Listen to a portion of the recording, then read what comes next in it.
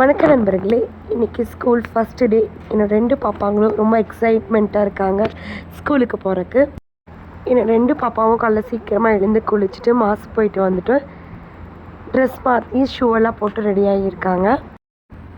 சாப்பிட்டு தனியாக ப்ரேயர் பண்ணி முடித்து பெரியவங்ககிட்டலாம் பிளெஸ்ஸிங் வாங்கிட்டு நாங்கள் ஸ்கூலுக்கு கிளம்பிட்டோம். 2வது பாப்பா எல்கேஜி போகிறா. அவள் கிளாஸில் பார்த்திங்கன்னா நிறைய பேர் நடந்துட்டு இருந்தாங்க. பட் என்னோடய பாப்பா ரொம்ப ஹாப்பியாக சந்தோஷமாக போனால். ஃபஸ்ட்டு பாப்பா ஃபஸ்ட் ஸ்டாண்டர்ட் போகிறா. அவளை ஸ்கூலில் நல்லா வெல்கம் பண்ணாங்க.